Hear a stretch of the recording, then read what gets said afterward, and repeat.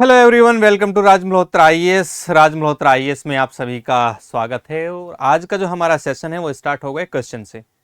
Question ये है, क्या अमेरिका के पास इतना राइट है कि वो क्या भारत में बनने वाले कानूनों में दखल दे सकता है? तो ऑब्वियसली नहीं दे सकता है। लेकिन अभी क्या हुआ है कि अमेरिका की जो पार्लियामेंट है, वहां पे जो पार्लियामेंट के जो मेंबर्स होते हैं इनके इनके उन्होंने क्या किया है कि भारत में एक कानून है, आप जानते हैं, FCRA, foreign contribution regulation act. ठीक है, तो जो ये आपका FCRA होता है, यानी विदेशी अंशदान विनियमन अधिनियम इसको बोला जाता है। इसकी अगर हम बात करें, ये करता क्या है? इसके द्वारा फॉरेन से जो भी फंडिंग होती है, चाहे वो चर्च के लिए फंडिंग हो, आपकी स्कूल्स के लिए, हॉस्पिटल्स के लिए, या जितने भी चैरिटेबल वर्क होते हैं आपके, जो धर्मार्थ कार्य जिनको हम बोलते हैं, उनके लिए विदेशी से ऑब्वियसली फंडिंग होती है। तो इसमें क्या हुआ है कि जो अमेरिका की पार्लियामेंट के मेंबर्स हैं, यानी अमेरिकी जो सांसद हैं, उन्होंने इस पर चिंता व्यक्त की है, क्योंकि इसके जो रेगुलेशंस हैं वो बहुत हार्ड है। तो अभी क्या है कि भारत में एक जो है प्रस्तावित दौरा है। अमेरिका के जो फॉरेन मिनिस्टर हैं मार्को रूबियो, वो भारत आने वाले हैं। वहीं इन्हीं की पार्टी के जो है एक जो क्रिस्टोफर स्मिथ हैं, क्रिस स्मिथ इनको शॉर्ट में बोला जाता है, इन्होंने मार्को रूबियो से कहा है कि आप जो है जब वहां जाएं तो FCRA रेगुलेशंस जो हैं उनको लेकर चिंता व्यक्त करें। इन्होंने ऐसा क्यों कहा है, उसकी पूरी कहानी है। कहानी यह है कि जितना भी यूनाइटेड स्टेट ऑफ अमेरिका ही नहीं, इवन आपका यूनाइटेड किंगडम है, जर्मनी है, कहीं से भी यूरोपियन कंट्री या अदर कंट्री से जो भी पैसा जाता है धर्मार्थ कार्यों के लिए, चैरिटेबल के लिए, वो कहीं ना कहीं प्रभावित होगा, ऐसा इनका मानना है। तो चलिए गाइज स्टार्ट करते हैं। मैं सेल्फ अमरजीत सिंह और मैं स्टार्ट करने वाला हूं ये सेशन। अब इसके देखते हैं कि आगे पीछे की कहानी क्या है, वो हम यहाँ पे इस सेशन में समझते हैं। तो सबसे पहले अगर हम बात करें FCRA रेगुलेशंस, जैसा कि मैंने बताया कि FCRA रेगुलेशंस की अगर हम बात करें तो ये आपका होता है विदेशी अंशदान विनियमन अधिनियम। तो इसकी अगर हम बात करें तो ये जो FCRA था आपका, 1 सेकेंड,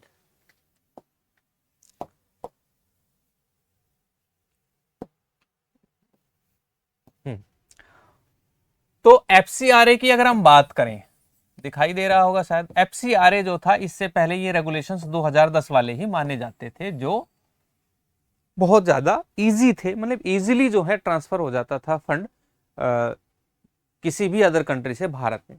देखिए, फंड की रिक्वायरमेंट किसी ना किसी कंट्री को कहीं ना कहीं भेजने की होती है, चाहे वो चैरिटेबल वर्क के लिए भेजते हों या किसी जो है धार्मिक कार्य के लिए भेजते हो, फंड आते जाते रहते हैं। तो मार्च 2026 में इसमें रेगुलेशंस चेंज कर दिए हैं, यानी इसको अपडेट किया है थोड़ा।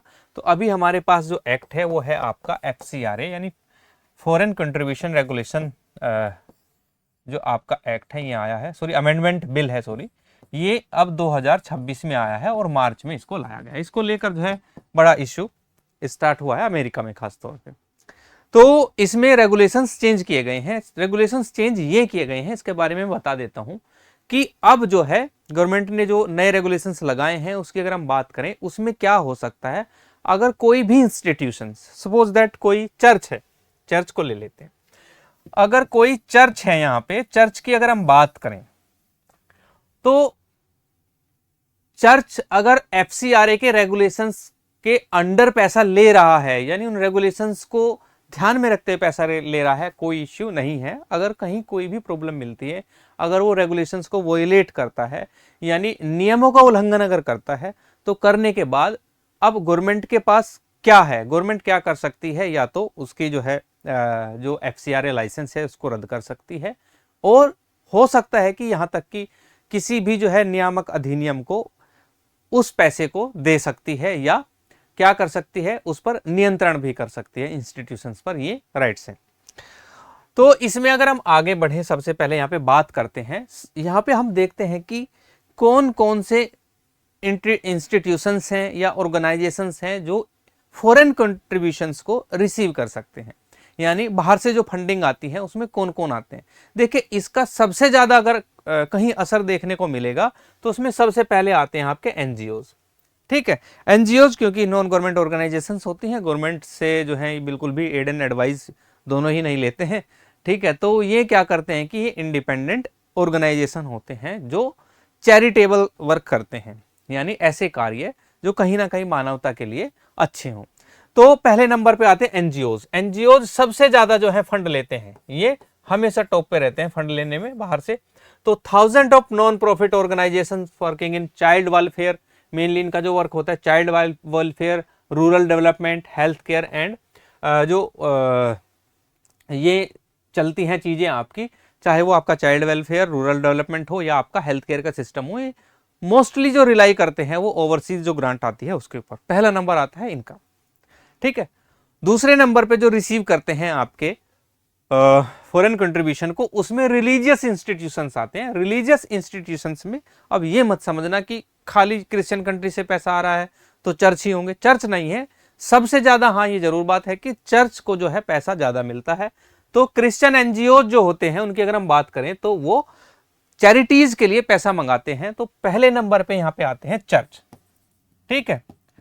और चर्च के बाद हमारे यहाँ पे जो सिख इंस्टीट्यूशंस हैं, तो सिख इंस्टीट्यूशंस भी पैसा लेते हैं। जैसे कि हरमंदिर साहिब गुरुद्वारा आपने सुना होगा, तो वहां भी वो भी फॉरेन जो कंट्रीब्यूशन है उसकी एड से चलता है। अब जो हमारे सिख भाई हैं जो फॉरेन में वर्क करते हैं, उनकी अगर हम बात करें, वो क्या करते हैं, पैसा भेजते हैं। और हरमंदिर साहिब क्योंकि बड़ा गुरुद्वारा है, बड़ा गुरु घर है, और काफी जो है खर्च भी उसमें होता है, जैसे लंगर सेवा उसमें चलती है, तो इसके लिए यहाँ पे पैसा आता है, ठीक है। फिर जो है हिंदू एफिलेटेड इंस्टीट्यूशंस आते हैं।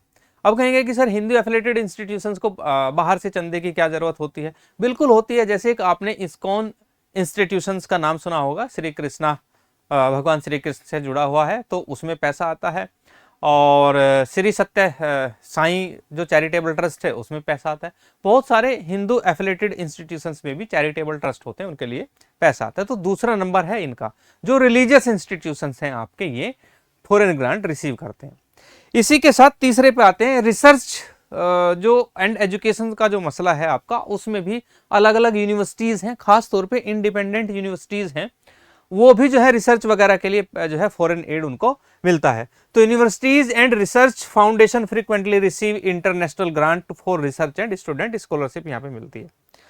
तो ये हुई बातें, ये इंस्टीट्यूशन मेनली, वैसे तो बहुत सारा जो है फॉरेन फंडिंग होती है अलग अलग, छोटी बड़ी सारी, लेकिन मैंने आपको टॉप 3 ऑर्गेनाइजेशन या इंस्टीट्यूशंस बताए हैं जो फॉरेन फंडिंग से चलते हैं और फॉरेन कंट्रीब्यूशन को रिसीव करते हैं। अब मैं स्टेट बता देता हूं आपको कि कौन सा स्टेट सबसे ज्यादा लेता है। तो इसमें सबसे टॉप पे आता है आपका तमिलनाडु।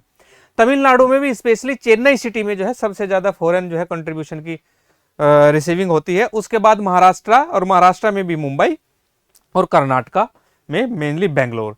तो ये रिपोर्ट की अगर हम बात करें तो highest volume of foreign receiver इनको माना जाता है, जो आपके इंस्टीट्यूशंस हैं। अब क्वेश्चन यहां पे ये है कि सबसे ज्यादा पैसा किस देश से फंड होता है भारत के लिए, प्रश्न ये भी उठता है यहां से। तो इसमें अगर हम देखा जाए तो ये सबसे पहले आता है आपका यूनाइटेड स्टेट, जहां के सांसदों ने चिंता व्यक्त की है, क्योंकि पैसा इनके यहां से सबसे ज्यादा जाता है, तो चिंता ऑब्वियसली, जिसकी जेब से पैसा जाता है तो चिंता तो उसको व्यक्त होगी। समझ में आ रही है बातें? तो यूनाइटेड स्टेट की अगर हम बात करें तो नियर अबाउट 2025 में 29,700 करोड़ जो रुपया है वो आया था फॉरेन कंट्रीब्यूशन से। तो उसमें से केवल 20 to 30% जो पैसा था वो आपका यूनाइटेड स्टेट ऑफ अमेरिका से आया था, यानी आपका संयुक्त राज्य अमेरिका से डोनेट हुआ था। डोनेट कहीं या फंडिंग कहीं, कैसे भी कहीं। इसी क्रम में अगर हम बात करें, दूसरे नंबर पे आता है आपका यूनाइटेड किंगडम, ठीक है, और तीसरे पे आता है आपका जर्मनी। ये तीनों टॉप 3 कंट्रीज हैं जिनमें सबसे ज्यादा पैसा जो है वो यहाँ पे आता है। अब इसमें हम बात करते हैं कि FCRA अमेंडमेंट बिल में ऐसा बोल क्या दिया है भाई, बड़ी परेशानी हो गई है, ऐसा क्या रेगुलेशंस लेकर आए हैं। तो देखिए, सबसे पहले तो हम बात करते हैं ऑब्जेक्टिव की, क्योंकि ऑब्जेक्टिव जानना बहुत ज्यादा जरूरी है। जब भी कोई अमेंडमेंट होती है, चाहे वो कॉन्स्टिट्यूशनल अमेंडमेंट हो या आपका किसी बिल या किसी एक्ट का अमेंडमेंट बन के आया हो, उसका ऑब्जेक्टिव जानना जरूरी होता है। क्योंकि जब भी हम कानून बनाते हैं तो कानून बनाने के पीछे उद्देश्य होना जरूरी है। अब ऑब्जेक्टिव जो है FCRA बिल का जो है हमारा 2026 का, मेनली इसमें बताया गया है कि जो फॉरेन फंड है आपका, उसका मिसयूज को रोकना, ठीक है, और वो भी सख्ती से उससे निपटने के लिए ये रेगुलेशंस लाए हैं। पिछले कई दशकों से हम देख रहे हैं, रिपोर्ट्स में भी आया है कई बार, फॉरेन फंडिंग का मिसयूज बहुत ज्यादा होता है। ठीक है, फॉरेन फंडिंग का मिसयूज हो कैसे सकता है?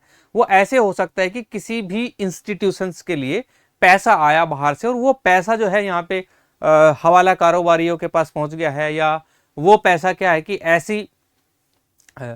ऐसी इकोनॉमिक एक्टिविटीज जो होती हैं आपकी, या आर्थिक गतिविधियां जिनको कहते हैं, उसमें अगर हम यूज कर दें कि कहीं ना कहीं वो भारत की संप्रभुता या जो है आंतरिक सुरक्षा के लिए खतरा बन जाए, समझ रहे हैं ना, तो उसको जो है फॉरेन फंडिंग मिसयूज बोला जाता है। तो हमारा जो ऑब्जेक्टिव रहा है एफसीआरए में वो यही है कि भाई हमें जो है वो फॉरेन फंडिंग के मिसयूज को प्रिवेंट करना है। ओके, इसमें प्रोविजन क्या है? सबसे पहले आता है एसेट वेस्टिंग का। ठीक है, तो एसेट वेस्टिंग में क्या है कि एसेट वेस्टिंग में अगर कोई भी एनजीओज, कोई भी इंस्टीट्यूशंस, कोई भी रिलीजियस इंस्टीट्यूशंस, कोई भी चैरिटेबल ऑर्गेनाइजेशन अगर जो है एफसीआरए के रूल्स एंड रेगुलेशंस को वोलेट करती है, तो उसमें क्या है कि उसकी एसेट को वेस्टिंग कर दिया जाएगा और एफसीआरए लाइसेंस को रिवोक कर दिया जाएगा। ये इसमें बताया गया है। समझ में आई बातें? क्या कर दिया जाएगा? या तो उसका लाइसेंस ही रद्द कर दिया जाएगा, या उसका जो भी उसमें पैसा आया है, जो भी फंडिंग हुई है, वो किसी भी डेजिग्नेटेड गवर्नमेंट की अथॉरिटी को वो क्या कर दिया जाएगा, ओवरटेक करने के लिए उसको बोल दिया जाएगा। ये इसमें हो सकता है। तो यूं कहें कि फॉरेन फंडिंग पे पूरा का पूरा जो नियंत्रण है वो अभी यहाँ पे गवर्नमेंट का हो चुका है। मेनली इसका जो इफेक्ट पड़ेगा वो देखने को मिलेगा एनजीओज के अंदर। ठीक है, एनजीओज पे काफी इंपैक्ट पड़ेगा क्योंकि एनजीओज जो है वो इंडिपेंडेंटली वर्क करते हैं, तो कहीं ना कहीं एनजीओज क्या आ जाएंगे, वो गवर्नमेंट इंस्टीट्यूशंस के कंट्रोल में आ जाएंगे। दूसरा, अकाउंटेबिलिटी ऑफ इंडिविजुअलिज्म। इस बिल में क्या कहा गया है, क्लियरली डिफाइन किया गया है कि कोई भी ऐसी ऑर्गेनाइजेशन जिसके द्वारा फॉरेन फंडिंग का मिसयूज होता है, तो उसकी अकाउंटेबिलिटी जो है वो उस इंडिविजुअल की होगी, उस इंडिविजुअल इंस्टीट्यूशन, उस इंडिविजुअल पर्सन, दोनों की में से किसी की भी होगी, जो भी फॉरेन फंडिंग के में जो है मिसयूज होता है, अगर वो कहीं ना कहीं किसी क्राइम या क्रिमिनल एक्टिविटी में यूज होता है। दूसरा ये है आपका। तीसरा है आपका इसमें जो है उसको इसकी मॉनिटरिंग और जो ट्रांसपेरेंसी है वो रखनी होगी, यानी strict timeline have been set for receiving and using foreign funds through the prior permission route. तो ट्रांसपेरेंसी डालने के लिए अगर फॉरेन फंडिंग कहीं होती है उसके लिए जो है प्रायर परमिशन, यानी जो है पूर्व परमिशन लेनी पड़ेगी पहले से ही, और जो है government of India designated authority को बताना होगा कि हमें इतना पैसा वहां से इसलिए और इस वक्त काम के लिए मंगाना है। समझ में आई बातें? तो ये जो है इसमें मेन जो है आपके प्रोविजन है। इन प्रोविजंस को लेके जो है हमारे जो अमेरिका वाले भाई साहब हैं ये बड़े परेशान हैं। ये जो है आपके अमेरिका के लॉ मेकर्स हैं, सांसद कह सकते हैं हमारी भाषा में। ठीक है, तो क्रिस स्मिथ इनका नाम है। न्यू जर्सी से जो है ये पीपल्स ऑफ रिप्रेजेंटेटिव्स है, और वहाँ के जो है ये जैसे हमारे यहाँ लोकसभा होती है तो न्यू सर्जी जो है वहाँ पे इनका एक इलेक्टोरल डिस्ट्रिक्ट है, तो वहाँ से जो है ये आए हैं। हालांकि ये ऐसा नहीं है कि वहाँ के विपक्षी पार्टी के हैं, ये मत समझना कि वहाँ के ये राहुल गांधी हैं, वहाँ के राहुल गांधी नहीं है ये वहाँ के जो है अमित शाह समझ सकते हैं, प्राइम मिनिस्टर मोदी की तरफ साइड में जैसे बैठते हैं। तो ये क्या है कि इन्होंने एक जो है कंसर्न रेज किया है कि कहीं ना कहीं जो है ये चीजें इंपैक्ट डालेंगी जो चैरिटेबल वर्क इंडिया में होते हैं फॉरेन फंडिंग से, उनके ऊपर। इनके पॉइंट्स पढ़ लेते हैं। इन्होंने क्या कहा है, इन्होंने आर्ग्यू किया है कि जो प्रपोज्ड अमेंडमेंट है, यानी प्रस्तावित जो सुधार है, इसमें कहा है कि इससे सबसे ज्यादा जो क्रिश्चियन चर्च हैं वो प्रभावित होंगे। इसने कहा है कि जो चैरिटीज हैं वो प्रभावित होंगी, जो धर्मार्थ कार्य हैं वो प्रभावित होंगे, और इन्होंने कहा है कि खास तौर पे स्कूल और जो हॉस्पिटल्स जो ओनली ऑन रिलाई करते हैं आपके फॉरेन फंडिंग पे, उनको उनका क्या होगा।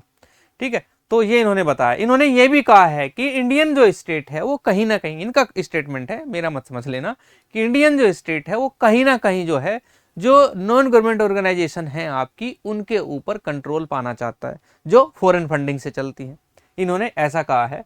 और साथ ही इन्होंने ये कहा है कि अगर ऐसा ही चलता रहा, एक आर्टिकल इन्होंने कहा है, इन्होंने बोला है कि could cause lasting damage to the relationship between our two countries, और ये इससे हो सकता है कि हमारे जो दोनों देश हैं, दोनों देशों के बीच में जो संबंध है वो कहीं ना कहीं डैमेज हो सकते हैं। ऐसा क्रिस स्मिथ जो कि मेंबर ऑफ पार्लियामेंट है यूनाइटेड स्टेट ऑफ अमेरिका के, कांग्रेसमैन कहा जाता है वहां पे, हमारे यहाँ मेंबर ऑफ पार्लियामेंट कहा जाता है, वहां के कांग्रेसमैन हैं, इन्होंने ऐसा बोला है।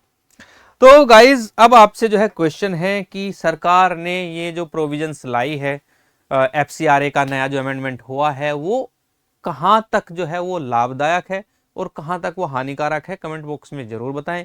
क्या सरकार को जो है ये जो नियम है इनमें थोड़ी सी ढील देनी चाहिए या नियम ऐसे ही बरकरार जो स्ट्रिक्ट रेगुलेशंस हैं वो बने रहने चाहिए? हमें अपनी राय कमेंट बॉक्स में जरूर बताएं। और आज के लिए इतना ही, अब मुझे दीजिए इजाजत और हम फिर आएंगे आपके साथ ऐसे ही कुछ जो है नई वीडियोस को लेके। Thank you.